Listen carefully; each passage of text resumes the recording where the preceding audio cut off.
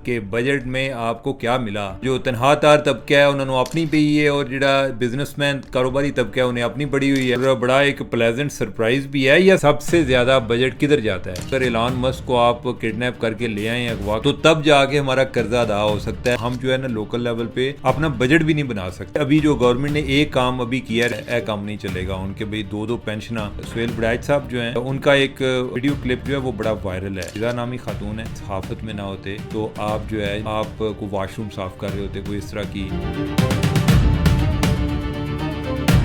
अस्सलाम वालेकुम नाजरीन, उम्मीद है कि आप लोग खैरियत से होंगे। और आज का नया चैलेंज आपके लिए सवाल के बजट में आपको क्या मिला। तो जो तनख्वाहदार तबका है उन्होंने अपनी पई है और जिहड़ा बिजनेसमैन कारोबारी तबका है उन्हें अपनी पड़ी हुई है। तो तनख्वाहदार तबके के लिए तो खुशखबरी कि आपको 10% आपकी तनख्वाह में इजाफा हो गया है। और क्या चाहिए आपको? तो इस पे काफ़ी लोग परेशान भी होंगे जी कि ये 10% क्या इजाफा है। लेकिन ये है कि अगर इस तनाज़र में देखा जाए कि ओवरऑल जो सैलरीड क्लास है उस पर टैक्स काफ़ी हद तक कम कर दिए गए हैं, जो कि पिछले साल बढ़ाए गए थे वो हटा दिए गए हैं। और उस लिहाज से अगर देखा जाए तो मेरे ख्याल के इजाफे को आप इस तनाज़र में देखें कि आपने टैक्स अगर कम देना है तो मेरे ख्याल ठीक है। कोई के अंदर ने खर्च पट्टा कट के तो मामला ठीक ही हो गया है। कोई यानी कि आपकी ये डिपेंड करता है कि आपकी एक्सपेक्टेशन लेवल क्या है। आप ये समझेंगे अगर आप ये तवक्को कर रहे थे कि 20% इजाफा होगा, इससे ज़्यादा तो मेरा नहीं ख्याल कि कब लास्ट टाइम गवर्नमेंट ने दिया होगा 20% से ज़्यादा। लेकिन अगर आप 20% समझते हैं तो जो टैक्स अगर कम हो जाता है तो तकरीबन उतनी बात बन जाती है। और दूसरा जो एक कारोबारी तबका है उसके हवाले से मैं ख़ास तौर पे जो एक चीज़ नोट की है और बड़ा एक प्लेजेंट सरप्राइज़ भी है, या सरप्राइज़ है, प्लेजेंट है या अनप्लेजेंट, वो ये है कि हुकूमत वापस एक जो रियल इस्टेट है उसको प्रमोट करने की तरफ चल पड़ी है। जो इन्होंने एक्स्ट्रा टैक्स लगाए थे जिसकी वजह से जो प्रॉपर्टी का एक बिज़नेस बिल्कुल डाउन हो गया था, वो मेरे ख्याल कि दोबारा उसमें एक बूम देखने में आएगा। जो मुख्तलिफ़ किस्म की स्टाम्प ड्यूटीज़ और बाकी चीज़ें थीं वो उन्होंने काफ़ी हद तक कम कर दी हैं। तो इससे ये तासर मिलता है कि प्रॉपर्टी रियल इस्टेट को ये प्रमोट करना चाह रहे हैं या इनके पास प्रमोट करने के लिए और कुछ है नहीं। नाजरीन, हमारी जो इकानमी है ना उसको स्ट्रक्चरली अभी बहुत ज़्यादा रिफॉर्म करने की ज़रूरत है। हम जो आदी हो गए हैं, बड़ा एक दो दिन के फिगर्स देखे जी मोदी ने ये रेटिंग दे दिया, फ़लाँ ने ये दे दिया और ये हूँ असी बिल्कुल ठीक हो गए हैं, हर चीज़ हमारे मसाइल हल हो गए हैं। ऐसा नहीं है। ये दरमियान में हमें एक तरह का थोड़ा सा सांस लेने का एक मौका मिलता है। हम जो है हमारी इकानमी स्टेबल हुई है लेकिन उसको रीस्ट्रक्चर होना पड़ेगा, तब जाके आपका जो इंडस्ट्रियल यूनिट्स हैं वो भी को फ्लरिश करेंगे, बाकी बिजनेसेस जो हैं वो भी फ्लरिश करेंगे। हमारे यहाँ अनफॉर्चुनेटली इन्हीं दो चीज़ों पे हमारा ज़्यादा तकिया होता है, एक रियल एस्टेट पर या दूसरा स्टॉक एक्सचेंज पे।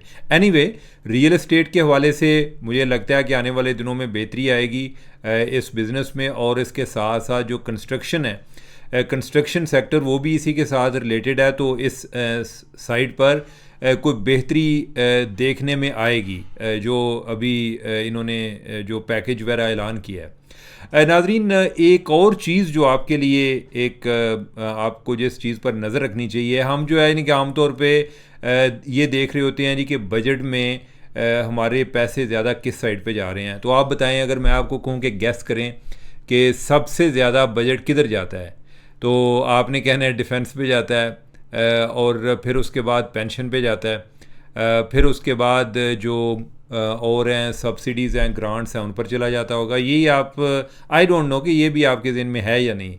लेकिन नाजरीन, हमारे यहाँ सबसे ज़्यादा जो बजट का आप समझें कि 50% आपका जो बजट है वो डेट सर्विसिंग पे जाता है। कि हमारे जो लोन्स हैं जो कि हमने अदा करने हैं, कुछ हम हर साल कोई कर्ज़ अदा करते हैं, और दूसरा जो कर्ज़ हम अभी अदा नहीं कर पाए उसके लिए हम उनको रीशेड्यूल करा रहे होते हैं, वो पेमेंट होती है। और उसके अलावा जो हम उस मद में जो सूद अदा कर रहे होते हैं उन पर जो इंटरेस्ट रेट पे कर रहे होते हैं, बाज़ औक़ात ऐसा होता है कि आपके पास देने को पैसे नहीं होते, यानी कि आपकी कर्ज़ की अदायगी नहीं हो रही होती, उस पर जो सूद आप पर इकट्ठा हुआ है वो ही आप अदा कर रहे होते हैं। तो हमारा जो एक हमारे जो एक कर्ज़ा है पाकिस्तान पर, वो कोई तकरीबन अगर पाकिस्तान के हम देखें तो कोई 76,000 अरब है। यानी कि इसको दूसरे अल्फाज में मैं ज़रा कोई खरबों में उसको तकसीम करते हुए मुझे ज़रा मसला आ रहा होता है, लेकिन आप ये कह लें कि कोई शायद 76 खरब होगा या 760 खरब होगा। ये एक सिफर का मुझे ज़रा थोड़ी सी एक कन्फ्यूजन आती है। तो लेकिन ये इतना है, यानी कि अगर आप इसको कन्वर्ट कर दें, डॉलर्स में कन्वर्ट कर दें, तो आप समझें कि अगर एलान मस्क को आप किडनैप करके ले आएँ, अगवा करके ले आएँ और उसको कहें कि आपको हम तब छोड़ेंगे कि आपके जो सारा जो एसेट्स हैं वो हमें दे दो, तो तब जाके हमारा कर्ज़ा अदा हो सकता है। यानी कि तकरीबन मेरा ख्याल है कि कोई 270 अरब डॉलर बनता है, कोई इस लगभग जो को अमाउंट बनती है। तो हमारे पे जो ओवरऑल ये डेट सर्विसिंग है, इस पे आपका 50% यानी कि आपका आधा बजट इस पर जाता है। इस दफ़ा भी जो अगर मैं उसको ज़्यादा फिगर आपको क्लियर करके बताऊं तो तकरीबन वो इस दफ़ा 47% बनता है जो आपका डेट सर्विसिंग की मद में जा रहा होता है। और इसके अलावा और एक और जो चीज़ इसी के रिलेटेड आपके लिए एक दिलचस्पी का सबब होगी, हम जो जब बात करते हैं ना कि पाकिस्तान तक कर्ज़े बड़े चढ़ गए हैं, तो हम ये सोच रहे होते हैं कि ये हमने फ़ॉरेन लोन पे करने हैं। तो अगर मैं आपको ये बताऊं कि आपने लोकल लोन पे करने हैं, ये आपके जो ज़्यादा लोन हैं जो आपने कर्ज़े अदा करने हैं वो पाकिस्तान के अंदर अदा करने हैं। आप समझें कि जैसे आपके कोई 67% लोन जो है वो पाकिस्तान से है, लोकल लेवल पे लिया गया है, और जो बैरून मुल्क है वो आपका कोई इतना कोई 33% बनता है। अब यह है कि लोकल लेवल पे क्या किससे लेते हैं, कौन से जागीरदारों से लेते हैं, कोई कौन से सेठ है मलिक रियाज से लिया है या मियां मंशा से लिया है या किस से लिया है, तो ओवरऑल ये बैंकों से लोन लेते हैं। तो जो बैंक से लोन लेते हैं वो फिर इन्हें अदा करना पड़ता है, हर अदा तो करना ही करना है। ये तो नहीं हो सकता कि इसका ये मतलब है कि अगर हमने मुकामी तौर पे देना है तो कोई हमें माफ़ कर देगा, वो लोन आपने अदा करने होते हैं। और ये जो बैंक्स के लिए ये भी एक बड़ा प्रॉफिटेबल बिज़नेस बना हुआ है कि उन्हें काम को नहीं करना पड़ता, वो आम तौर पे हुकूमत को भी जो हाई इंटरेस्ट रेट पे वो लोन दे देते थे। और ख़ास तौर पे जब इंटरेस्ट रेट बढ़ता है, मार्कअप बढ़ता है, वो तो खैर ये स्टेट बैंक उसका तयन करता है, तो उसकी वजह से उनको और ज़्यादा प्रॉफिट होता है। उनका जो एक बैंक्स का सबसे बड़ा क्लाइंट होता है वो हमारी फेडरल गवर्नमेंट होती है, कि जो इन्होंने मुख्तलिफ मद में लोन देने होते हैं। फिर जो है यानी कि हमारे साथ जो है सर्कुलर डेट जो है वो भी ऐसा एक मनहूस चक्कर है कि जिसमें हम फंसे होते हैं, कि जो बिजली का सर्कुलर डेट है, कोई गैस का सर्कुलर डेट है, पता नहीं कितने को डेट है। तो लिहाजा हमारा जो लोन है वो हमारा आधा बजट खा जाता है। उसके बाद आता है डिफेंस, वो हमारा कोई तकरीबन को 15% बनता है। इसी तरह जो सब्सिडीज़ हैं और ग्रांट्स, वो एक जो यानी कि तीसरा बड़ा जो हमारी एक एलोकेशन होती है।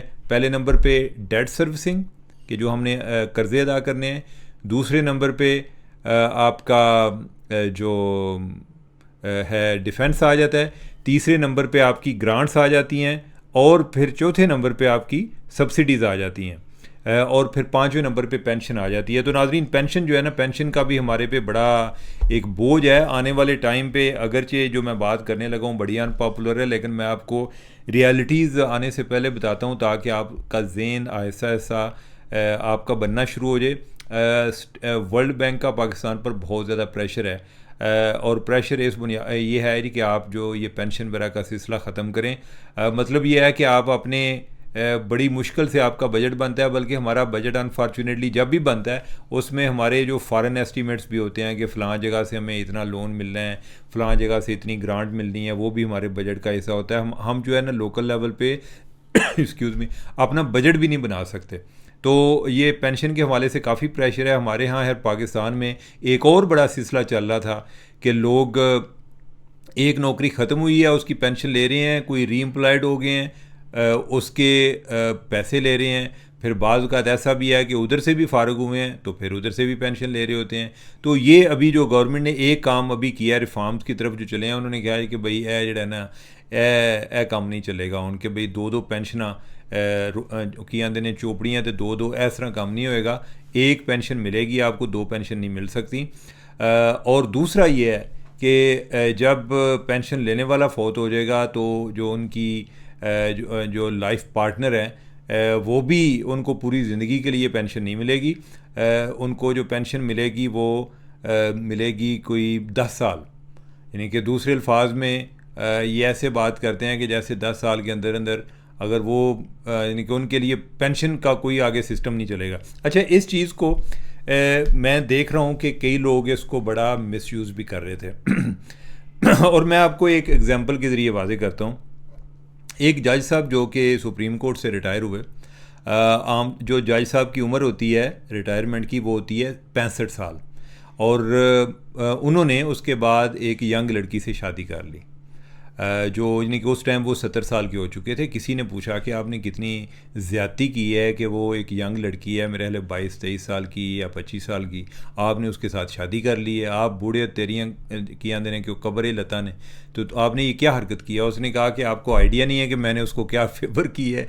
उसने कहा क्या फ़ेवर किया। उसने कहा जी कि मैं जब फ़ौत हो जाना, जिस तरह आपने खुद कहा कि मेरी टांगें भी इस टाइम कब्र में हैं, तो जब मैंने फ़ौत हो जाना तो ये पेंशन तो बाद में इसको मिलनी है, तो ये तो अभी यंग है और ये इसको पेंशन आगे पूरी ज़िंदगी इसने पेंशन लेनी है, और जो जज साहब की पेंशन थी वो भी कोई 11-12 लाख है। अच्छा, ये जो इस तरह के खाते हैं ना, ये इंतहाई गलत हैं, ये अब्यूज़ ऑफ पावर है। और ख़ास तौर पे वो लोग जो दूसरों को लेक्चर दे रहे होते हैं उन्हें ख़ुद तो शर्म करनी चाहिए। आज मैं पेंशन के हवाले से जो इन्होंने बात की है, इससे मुझे वो जज साहब बड़े याद आए हैं।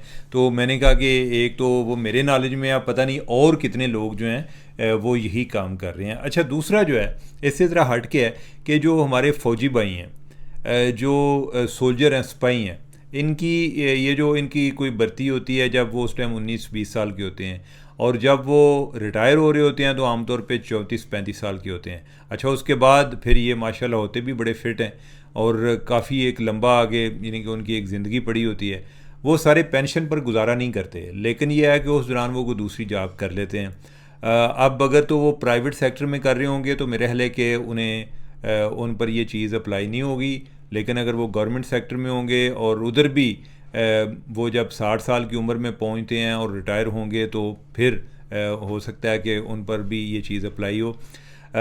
तो ओवरऑल ये पेंशन रिफॉर्म्स की तरफ चीज़ें जा रही हैं। अभी इन्होंने पेंशन में इजाफा किया है, 7% इजाफा किया है। जो हमारे पेंशनर हैं वो इस चीज़ पे मुझे लगता है और मुझे आइडिया है कि वो काफ़ी नाला होंगे। मेरे वाले साहब जो हैं वो भी बड़ा गुस्सा खा जाते हैं जब उनको पता चलता है कि पेंशन में ज़्यादा इजाफा नहीं हुआ। लेकिन ये है कि ओवरऑल सारी दुनिया सूरत हाल बदल रही है। नाज़रीन, एक और इम्पॉर्टेंट पॉइंट ये है कि अब लोगों की एवरेज एज भी ज़्यादा हो रही है। इवन जो 60 ईयर की जो एज है पेंशन रिटायरमेंट की, इस पर भी गौर हो रहा है कि इसको बढ़ाया जाए, 65 साल 70 साल की जाए, क्योंकि अभी जो लोगों की उम्रें हैं वो ज़्यादा हो रही हैं और गवर्नमेंट के लिए एक उस पर बर्डन बन जाता है कि वो पेंशन की मद में कितने लोगों को पे करेंगे। तो उनका ये ख्याल है कि हम आगे इन लोगों को मज़ीद चलाएँगे। मेरा नहीं ख्याल कि वो 65-70 फौरी तौर पे करेंगे, लेकिन अगर इनिशियल स्टेप पे करेंगे, कोई 2 साल करेंगे, फिर 3 साल करेंगे, मेरे ख्याल इस तरह के मामले में जो टॉप पोजीशन पे होंगे उनको तो बड़ा फ़ायदा होगा कि वो कहेंगे जी चलो जी हो रही कोई 2 साल अपने महकमे में सरबराह रह जाएंगे। जो बाकी लोग हैं, यानी कि कई ऐसे भी लोग हैं जो इसी इंतज़ार में होते हैं कि मुझे पेंशन मिलेगी, रिटायरमेंट मिलेगी तो मैंने घर बनाना है या कोई अपने बच्चों की शादी करनी है, उनको शायद ये कोई आइडिया अच्छा ना लगे। लेकिन ओवरऑल जो पहले एक होता था कि अगर कोई बंदा 25 साल सर्विस करने के बाद कोई रिटायरमेंट लेना चाहता है तो उसका इंसेंटिव भी उन्होंने कम कर दिया है। उसमें ये हर पहले से कम हुआ है, इसका इस बजट के साथ कोई ताल्लुक़ नहीं है। तो उनके लिए भी ओवरऑल उस चीज़ को इतना इंसेंटिव नहीं दिया गया। अगर वो ज़्यादा देर सर्विस में रहते हैं तो उसमें इंसेंटिव रखा गया। तो एनीवे, यानी कि ये मसले मसाइल हैं। और बाकी जो एक और चीज़ जो मैंने नोट की है सोलर के हवाले से है। सोलर पे उन्होंने एक दरामदी ड्यूटी लगा दी है जी कि आप सोलर मंगवाएं और आप पे 18% टैक्स लगेगा। वैसे कितनी ज़्यादती वाली गल है। साड़ी हुकूमत जी है इसको खुद समझ नहीं लगती कि ये चाहते क्या हैं। और ये मैं तमाम हुकूमतों की बात कर रहा हूँ। एक टाइम पे ये सोलर पागल हो जाते हैं जी, सारे लोग सोलर लगवाओ, फिर लोग उधर चल पड़ते हैं, फिर जो है ये प्रेशर डालना शुरू कर देते हैं कि नहीं सोलर नहीं लगवाना, साढ़े को गलती हो गई सी। फिर जो है इस तरह के कोई टैक्सेस लगाना शुरू कर देते हैं ताकि ये उसकी प्राइस बढ़ जाए और लोग जो हैं वो सोलर ना लगाएं।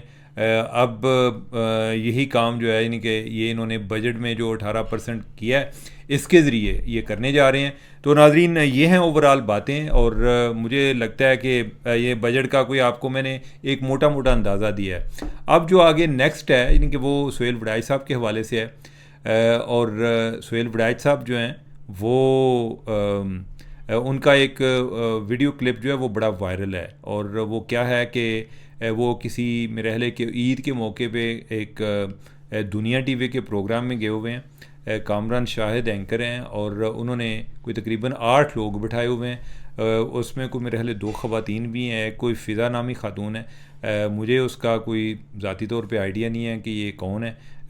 शायद कोई आर्टिस्ट एक्ट्रेस हैं, यानी कि क्या है, यानी कि आजकल काफ़ी इस तरह चल रही होती हैं। कोई टिक टॉकर भी होती है, कोई फिल्म स्टार भी होती है। मेरी ज़रा एक कोताही समझ लें कि मैं इतना अपने आप को अपडेट नहीं रख सकता। बहुत सारी चीज़ें पढ़ने समझने देखने वाली होती हैं, कई जो है उसमें से स्किप हो जाती हैं। लेकिन मुझे जो उसका पता चला वो ये है कि वो उस प्रोग्राम में उसने कहा जी कि सुहेल वड़ाई साहब को कि भाई अगर आप इधर ना होते, सहाफ़त में ना होते, तो आप जो है यानी कि अगर आप कहीं बैरून मुल्क होते तो आप को वाशरूम साफ़ कर रहे होते, कोई इस तरह की को उन्होंने बात की है।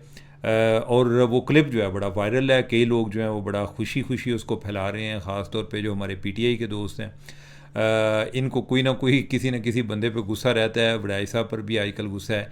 गुस्सा होना कोई यानी कि कोई ज़रूरी नहीं है कि मुझे हर बंदा अच्छा लगता हो, और कोई भी ऐसा बंदा नहीं है जिसको तमाम लोग जो हैं एक टाइम पर अच्छे लगते हों। लेकिन यह है कि कोई इख्तराम के दायरे में रहते हुए हमें कोई इस तरह का कोई मयार ज़रूर मुकर्रर करना चाहिए, या अगर आपको किसी बंदे पे गुस्सा भी है तो उसको इतना पब्लिकली सेलिब्रेट नहीं करना चाहिए।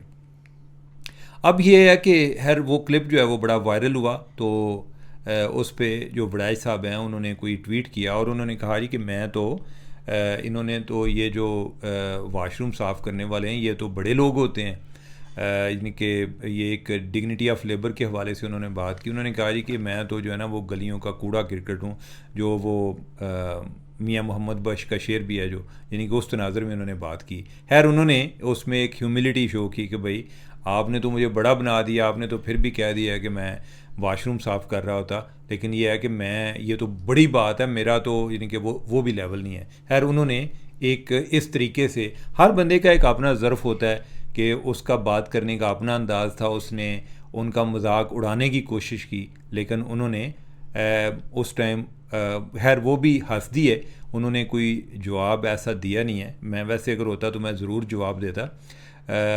हर इंसान की अपनी रिस्पेक्ट होती है। और दूसरी ये है कि नाज़रीन मजाक जो होता है ना, मजाक ये मजाक करने में और मजाक उड़ाने में बड़ा फ़र्क होता है। मजाक करना जो है ना वो ऐसा होता है कि जिसमें ना कोई दूसरा बंदा जिसके साथ आप बात कर रहे हैं वो भी इंजॉय करता है, या एटलीस्ट ये है कि वो कोई अपने आप को बिलिटल फील नहीं करता।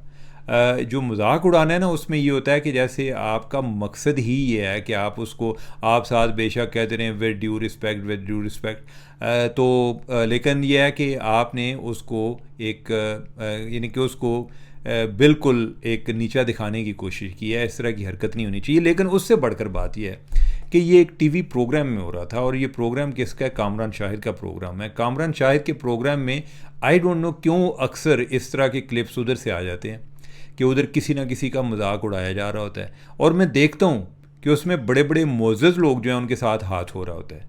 लेकिन मुझे ताज्जुब होता है कि जो ये मोअज़्ज़ज़ लोग हैं ये उधर करने क्या जाते हैं। या अगर मैं उसके प्रोग्राम में होता तो मैं उसको पूछता कि भाई आपने मुझे इस काम के लिए बुलाया था इधर, यानी कि उधर क्या क्या लग रहे हैं। ठीक है, वो भी खुद भी क्या क्या लगा रहा है, मैं उसको ज़रूर पूछता। और दूसरा ये है कि अगर यानी कि आप ये कहें, वो कहता जी कि नहीं मैंने तो किसी को ये नहीं कहा था, ये तो अचानक हो गया, तो आप इसको एडिट भी कर सकते थे, आपने इसको चलने दिया। ठीक है, अब तो ये जो रेटिंग का ज़माना है और ये यूट्यूब का ज़माना है, इसमें तो लगता है कि जैसे ना इंसान वो जिस तरह होते हैं ना, दरिंदे एक दूसरे को खा रहे होते हैं, तो ये भी एक दूसरे को कंटेंट क्रिएशन के लिए बस एक दूसरे को टारगेट कर रहे होते हैं कि किसी तरह हमारा सौदा जो है वो बेच जाए। ये इंतहाई एक अजीब सी हरकत है। मुझे जो उस खातून पे तो जो है ही अफसोस है, लेकिन ये है कि इस तरह के जो प्रोग्राम करने वाले हैं कामरान शाहिद साहब, उनको ख्याल करना चाहिए दूसरे लोगों की इज़्ज़त का। आपने अपना प्रोग्राम चलाना है, कोई अच्छा कंटेंट क्रिएट कर लें। उसमें ये नहीं कि लोगों का मजाक उड़ा के, मैं पिछले दिनों देख रहा था कि कोई जो सुहेल अहमद है, यानी कि उनको भी वो जी पूछ रहे हैं जी कि अच्छा ये बताएं कि नवाज शरीफ आपका लीडर है या नवाज शरीफ को क्यों पसंद करते हैं। यानी कि उनको पता है जी कि मैं ऐसी बात करूँगा और इसके बाद जो है PTI वाले इनके पीछे पड़ जाएंगे। ठीक है, तो इस तरह के नहीं करना चाहिए। मैं एक दफ़ा एक खातून है, यानी कि उनके प्रोग्राम में मैं गया, उधर एक PTI का एक बंदा था साथ, उसने मेरे साथ बदतमीज़ी की। तो मैंने उस खातून को भी मैंने पूछा, मैंने कहा कि आपने ये सारा इस काम के लिए इन लोगों को रखा हुआ है? अच्छा, और फिर इनको अगर कोई और मसला आ जाए, कोई फ़ौज के बारे में ऐसी बात आ जाए, हो इसको काट दें, ये कर दें, वो कर दें, इस तरह की बातें खुशी से चलाते हैं। वो चलने दो, प्रोग्राम चल जाएगा। वो खुदा के बंदो, कोई अपना कंटेंट अच्छा क्रिएट करो, कोई मेहनत किया करो। सिर्फ ये नहीं है कि आपने कोई 4 लोग इकट्ठे किए, 2 को 2 पर छोड़ दिया, उनका मजाक उड़ाया और ये है कि उसके बाद आपका प्रोग्राम चल गया। ये तो कोई तरीका नहीं है। और मैं सुहेल वड़ाई साहब जो हैं उनसे भी गुजारिश करूंगा कि इस तरह की जगहों पे जाने से आप भी अवॉइड किया करें। इससे ये यानी कि इसको ये बड़ा संजीदा लेने की, इस तरह के मामलात को और इस तरह की जेस्चर्स को बहुत संजीदा लेने की ज़रूरत है।